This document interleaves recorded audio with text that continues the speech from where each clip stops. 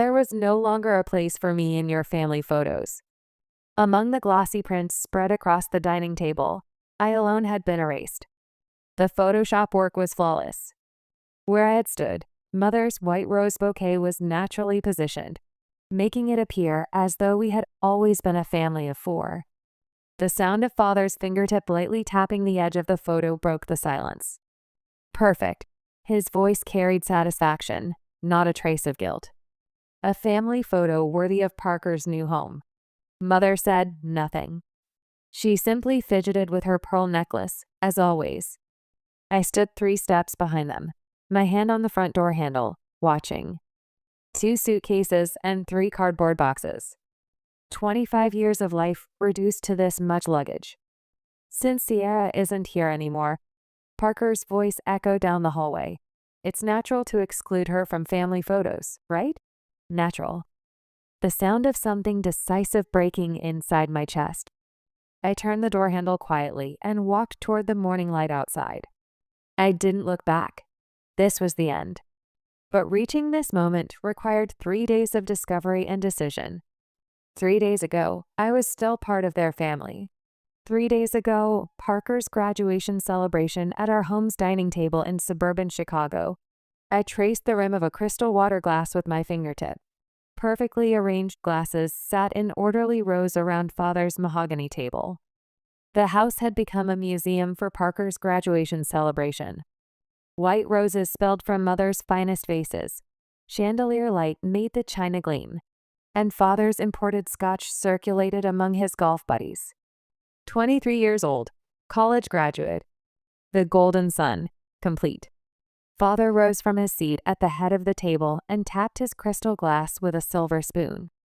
The sharp ping silenced the room. When I glanced at Mother, she looked away. Her hand fluttered to her pearl necklace, a nervous tell I'd recognized since childhood. Something's about to happen. Alarm bells rang in my chest. Everyone, if I could have your attention. Father's voice carried that special tone reserved for important business deals and announcements. Today isn't just about celebrating Parker's graduation from Northwestern.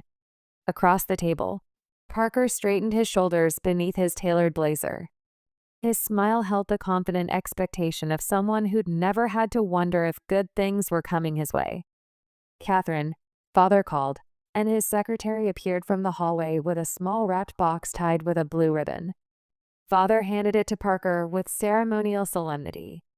"Son, your mother and I couldn't be prouder of your accomplishment. 4 years, business degree, ready to join the family firm." Parker accepted the box. His expression was pleasantly surprised, but not shocked, the reaction of someone conditioned to expect rewards throughout life. "Open it," Mother urged, her voice bright with excitement. Parker tugged at the ribbon, lifted the lid, and removed a single key with a leather fob. His eyebrows lifted. "That," Father announced to the room, "is the key to Unit 1805 at the Waterstone, downtown Riverview. We thought you deserved a proper place to start your professional life. The Waterstone, where 2-bedroom condos started at $450,000. The table erupted in applause and exclamations. Glasses raised. I maintained my smile, muscles tight in my cheeks. The same smile I wore when Parker got a car for his 16th birthday, while I received driving lessons. The same smile when he attended Northwestern on our parents' dime while I pieced together online classes between bookkeeping shifts. My water glass remained half full. I didn't trust my hand not to shake. Hours later, guests filtered out with final congratulations. I stacked dessert plates in the kitchen, scraping uneaten cake into the garbage. Father appeared in the doorway, loosening his tie. "Sierra, we need to discuss your living situation." I placed the plates carefully in the sink. "My living situation?" "Now that Parker's settled, we're reevaluating household arrangements." He said this like he was discussing a business restructure. "Starting next month, we'll need you to contribute $1,200 for rent." The kitchen seemed to tilt slightly. "Rent? You're 25, working 2 jobs. It's time you paid your fair share." "Fair share." "Last year, I contributed $15,000 to household expenses, groceries, utilities, property tax payments when their cash flow tightened, not including the hours spent organizing their chaotic finances, preparing tax documents, making sense of Dad's scattered business receipts. I see.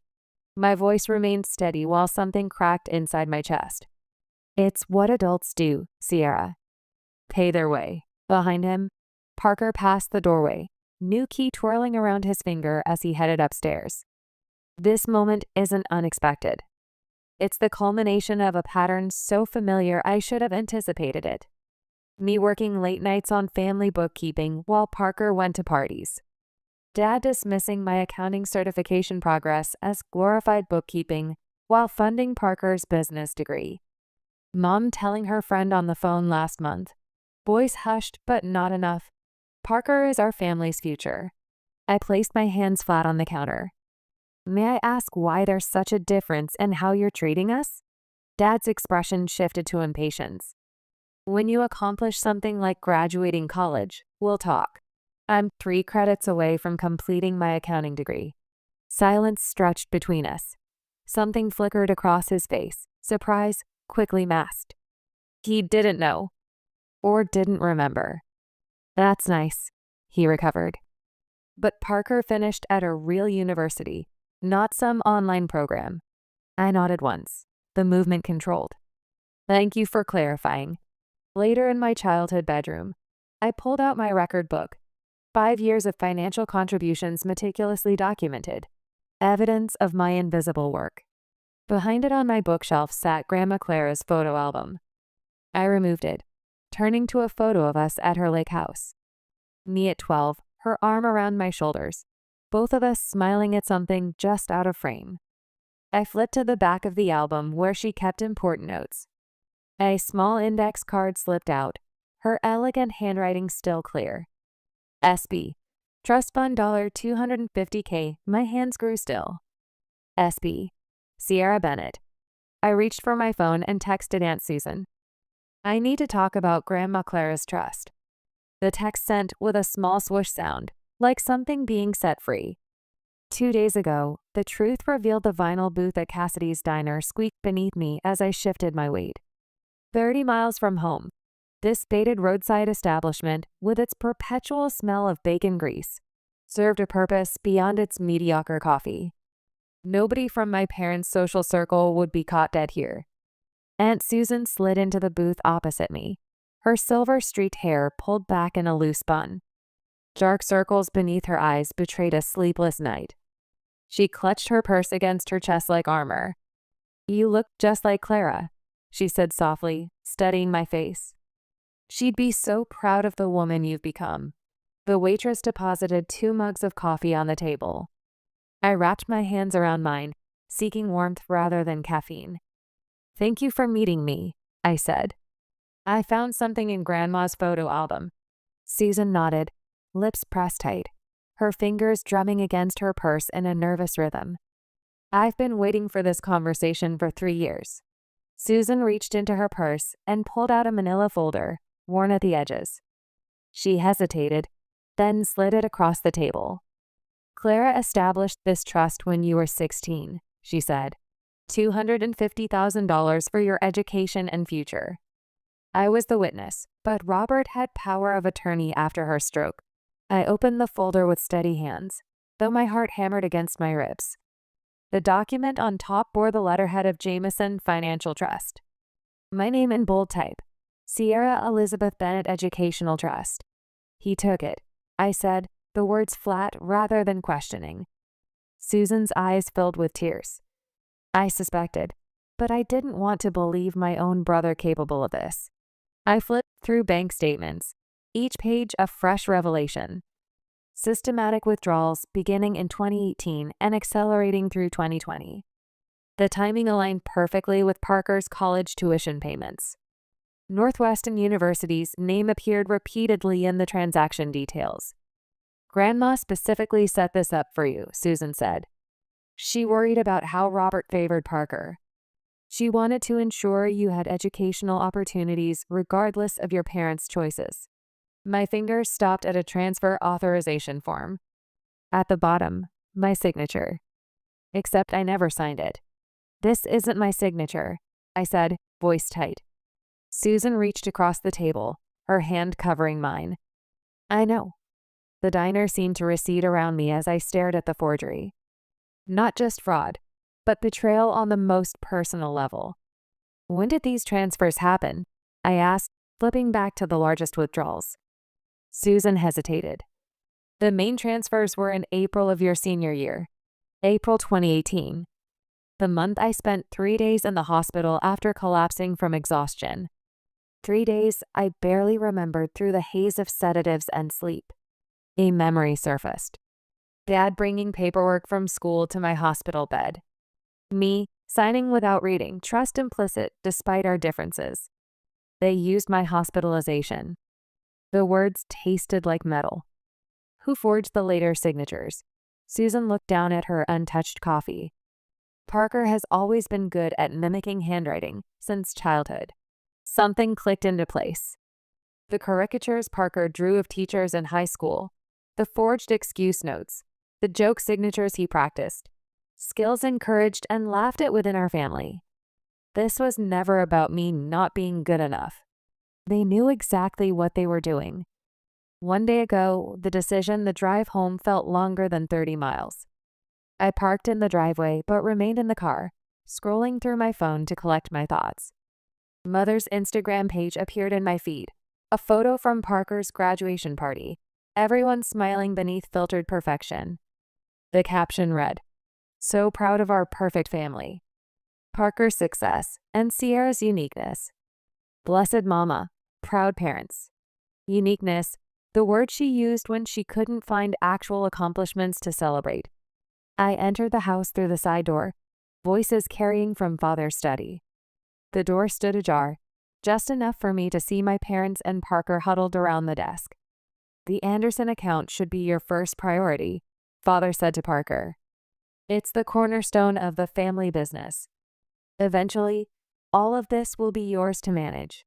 Mother's hand rested on Parker's shoulder. "You'll do wonderfully, sweetheart. You were born for this."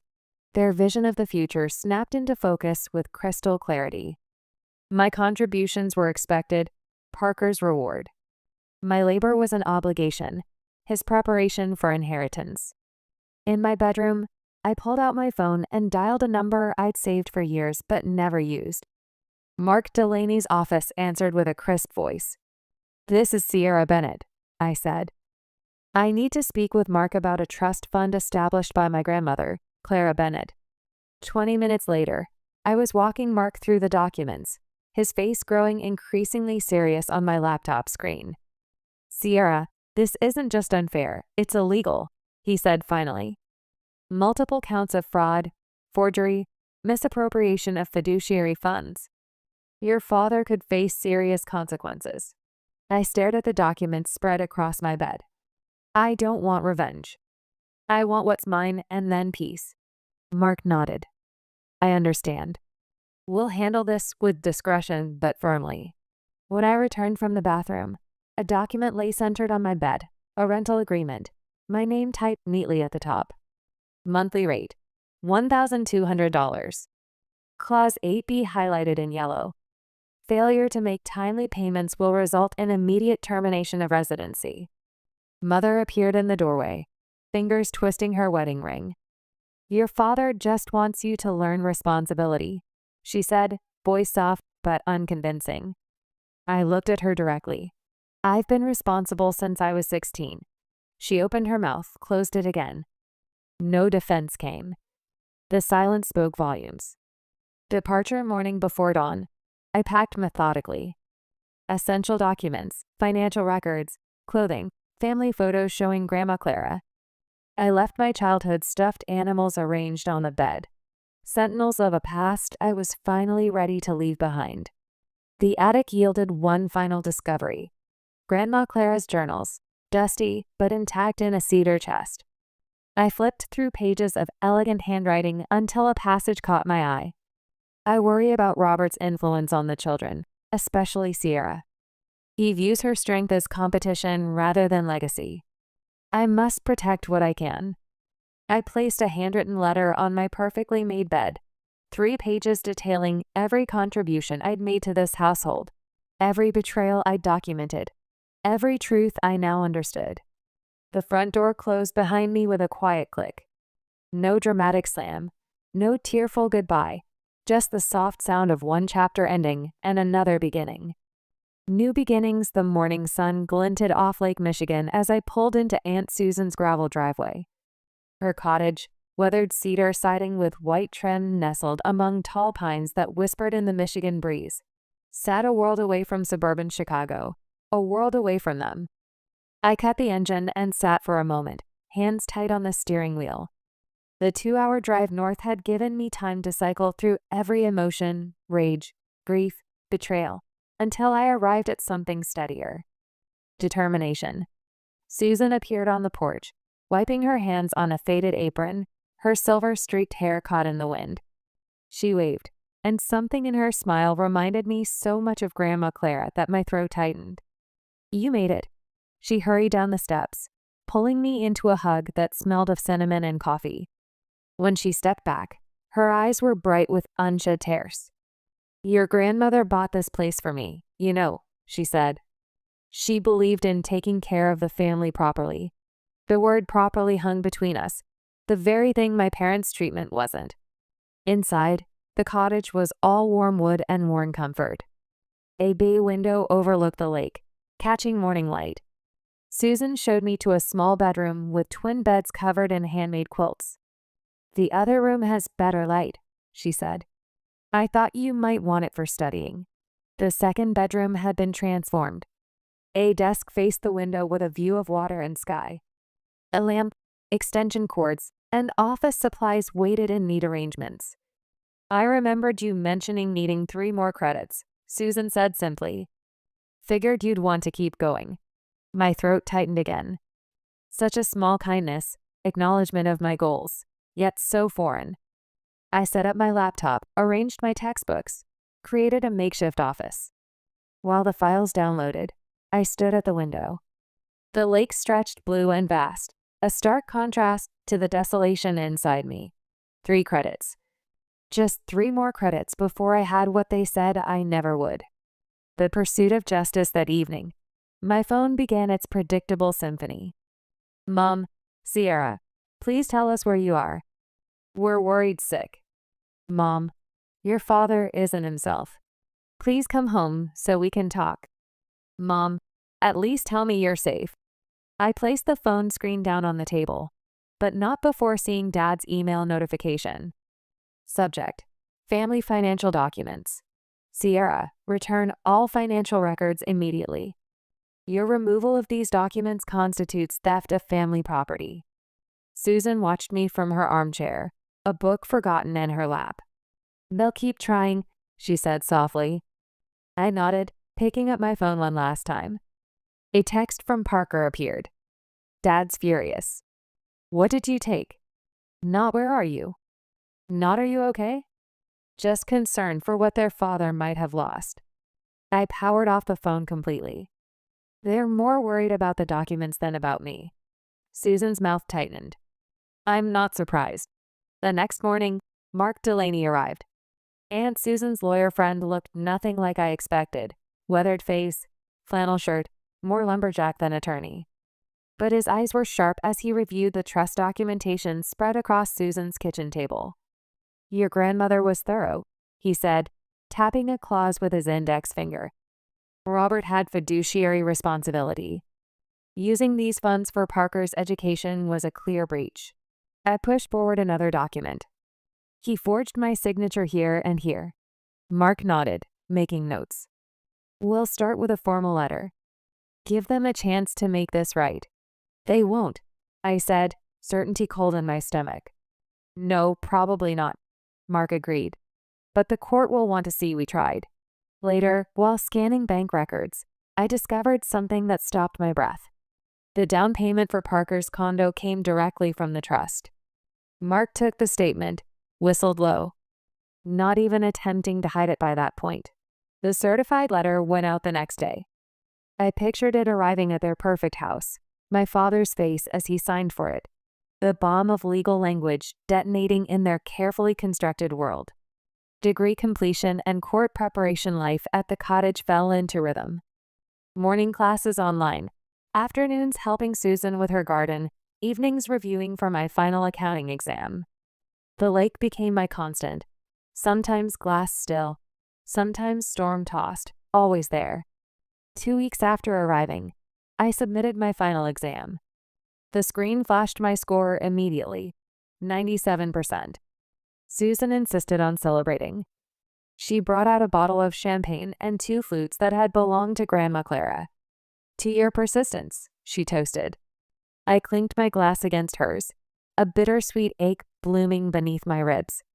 I always thought they'd be here for this moment. The next day, a thick envelope arrived with my accounting degree certificate inside.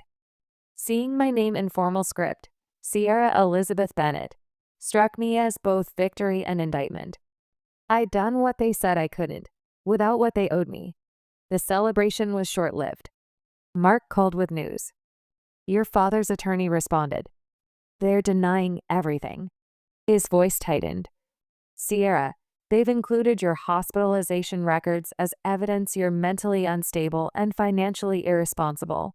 The medical records from senior year, exhaustion, dehydration, anxiety, twisted into a weapon. A particularly brutal chill settled in my chest. There's more, Mark continued. Parker submitted an affidavit claiming you verbally gifted him your inheritance. A laugh escaped me, brittle and sharp. Of course he did. The courtroom confrontation the next day. I arrived at the courthouse an hour early. The marble floors gleamed under fluorescent lights, echoing with each step of my sensible black heels. Mark walked beside me, briefcase in hand, his presence steady and reassuring. You ready for this? He asked, voice low. I nodded once. Been ready for years, just didn't know it. We settled in the hallway outside courtroom B. I straightened my charcoal blazer, smoothing non-existent wrinkles from my skirt. Every document was organized in labeled folders. Every statement rehearsed in my mind during sleepless nights at Aunt Susan's cottage. The main doors swung open. Dad strode in first, his attorney flanking his right side. His silver hair was freshly cut, his suit expensively tailored, but his complexion had a grayish undertone I'd never seen before. His eyes locked onto mine across the corridor, hard and cold as January ice on Lake Michigan. I held his gaze without flinching, something I couldn't have done 6 months ago. Mom entered behind him, fingers twisting her pearl necklace. Her eyes were rimmed with red, makeup carefully applied to hide what sleepless nights couldn't conceal. When she spotted me, her steps faltered. Parker trailed behind them both, studying the floor tiles. His shoulders hunched forward inside his navy suit. He looked smaller somehow. Mark touched my elbow. They're scared, he whispered. Remember that. Mom broke away from Dad, approaching with outstretched hands. Sierra, please, we can still be a family. I took a half step back. We are family, Mom. That's why this hurts so much. Her face crumpled. Before she could respond, the bailiff called our case number. Inside the courtroom, I sat ramrod straight beside Mark while Dad's attorney presented their opening statement, painting me as an ungrateful daughter who misunderstood normal family financial planning. The judge, a woman in her 60s with shrewd eyes behind rimless glasses, listened without expression. Mark rose when our turn came. His voice carried through the room as he laid out each document. Bank transfers coinciding with Parker's tuition payments. Withdrawal slips with my forged signature. Grandma Clara's explicit trust instructions. And Dad's systematic violations as trustee. Your Honor, this isn't merely poor financial management, Mark concluded. This is deliberate fraud perpetrated against Miss Bennett at a time when she was hospitalized and unable to protect her interests. The judge's eyes narrowed as she examined the signature comparisons. Her gaze lifted to Dad, who shifted in his seat. When called to testify, I approached the stand with steady steps. The oath felt heavy on my lips. Miss Bennett, Mark began, please explain your financial contributions to your family household. I recalled the exact figures, $15,387 last year alone. I described working 2 jobs while taking online classes. I detailed discovering Grandma Clara's trust only after Parker received his graduation condo. Dad's attorney attempted to rattle me during cross-examination. Isn't it true your parents provided housing, food, and support your entire life? Yes, I answered. And I provided over $40,000 in financial assistance and hundreds of hours of unpaid bookkeeping services for their business since I was 18. When Dad took the stand, his composure slipped under the judge's direct questioning about the signatures. These were family funds, he snapped. I made decisions as head of the household. Mr. Bennett, the judge said, removing her glasses, a trust isn't a household decision. It's a legal obligation. This appears to be a deliberate breach of fiduciary duty. Dad's face flushed crimson. My daughter has always been difficult. That's enough, the judge cut in. We'll take a 20-minute recess. In the hallway, Dad's attorney cornered Mark with a manila folder. I stood close enough to hear the offer. $125,000 to settle, half of what was stolen. Tell her to take it, Dad's attorney muttered. Family disputes get ugly. Mark glanced at me. I shook my head once. The offer climbed to $175,000 before recess ended. They're scared now, Mark said. They know how this looks. I want what was meant for me, I told him. Not a penny less. Mom found me near the water fountain, eyes swimming with tears. I knew it wasn't right, she whispered. But I didn't stop it. I just wanted peace. I looked at her, really looked at her, perhaps for the first time. The woman who taught me watercolors on Sunday afternoons, who never raised her voice, who never stood up for me either. This isn't about punishment, Mom. It's about justice. Sometimes peace costs too much. When court resumed, the judge delivered her ruling with clip precision. Full restoration of the trust fund plus legal fees. Additional penalties for fraudulent misappropriation. A formal accounting of all trust assets within 30 days. Furthermore, she added, looking directly at Dad, I'm referring this matter to the State Bar Association given Mr. Bennett's legal license and position of trust. Outside the court later, reporters clustered on the courthouse steps. I declined their shouted questions with a polite headshake. Dad brushed past me, fury radiating from his rigid spine as he pushed through the crowd. Parker hung back, hands jammed in his pockets. Sierra, his voice cracked. I didn't understand what we were doing. I paused, studying my brother's face, the boy who got everything I didn't, who never questioned why. Understanding requires wanting to see the truth, I told him quietly. Then I walked down the steps alone, toward the car where Aunt Susan waited, toward whatever came next. The spring air felt clean in my lungs. For the first time in years, I breathed all the way down to my stomach. Present day, 1 year later, I stand on my porch, watching the sunset paint Lake Michigan in strokes of amber and gold. 1 year. 365 days since I walked away from my parents' mahogany dining table and the life built on pretense. The lake breeze carries the scent of spring blossoms from my small garden. I've planted everything myself, perennials that return stronger each season. My accounting practice occupies the renovated sunroom of this modest lakeside cottage. 27 clients now, mostly small businesses tired of being overlooked by larger firms. People who appreciate precision and honesty. Tonight, friends gathered around a homemade cake with 27 candles. No crystal glasses or imported scotch. Just genuine laughter that doesn't require maintaining appearances. To Sierra, said Marcus, my first client who became a friend, raising his glass, who proves that the best revenge is building something beautiful. I shook my head. Not revenge, just peace. Later, after my friends had gone, the phone rang. Mom's number. Our relationship exists now in careful coffee meetings every few weeks. Her art classes keep her busy. Her voice stronger with each conversation. Happy birthday, Sierra. No theatrics in her tone, just quiet sincerity. I thought about you all day. Thank you. I settled into my porch swing. How's the watercolor class going? My students are showing real progress. I pause. I'm teaching them to paint what they see, not what they think should be there. The irony hung between us. We both heard it. That's a valuable lesson, I said finally. Parker called yesterday. He's interviewing for an assistant manager position at a sporting goods store in Denver. Finding his way on his own terms. I hope it works out for him. He asked for your number.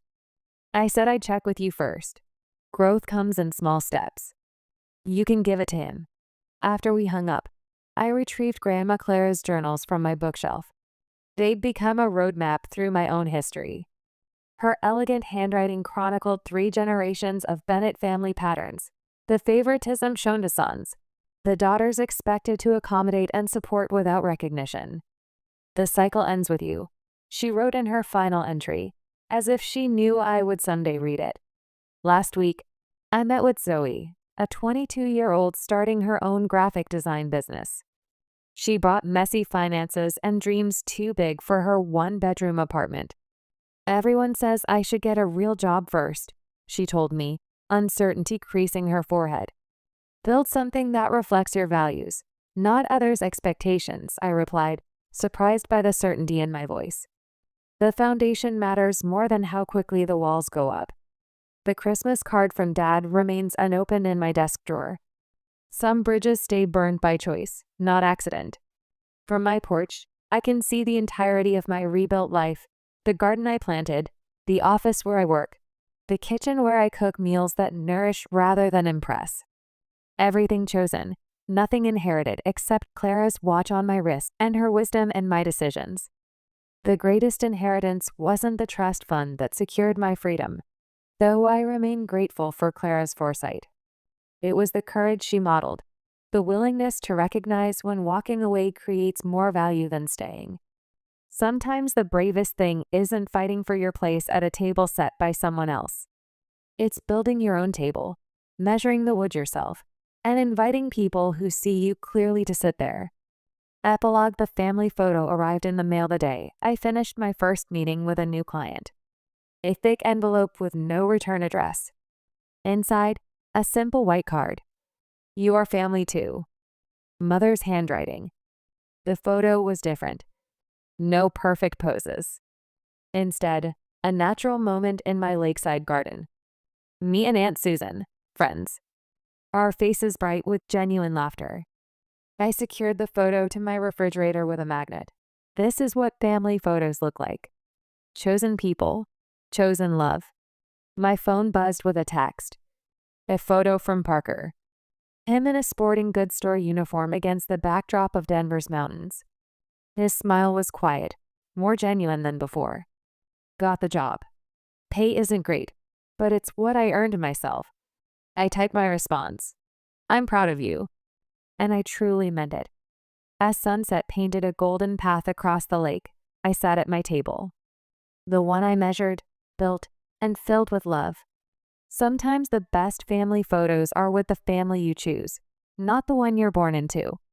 Sometimes the strongest foundations are built from the rubble of what others built for you. Sometimes the only way to find yourself is to choose to be lost first. I looked at the photo again. Genuine happiness on my face. This was what I'd always wanted, what I'd had to learn to fight for. Not recognition. Love. Outside, the lake disappeared into the darkness of night. But inside the house, everything was warm and bright. In the life I chose, at the table I built, with the love I learned. This is what home looks like. This is what family looks like. This is what freedom looks like.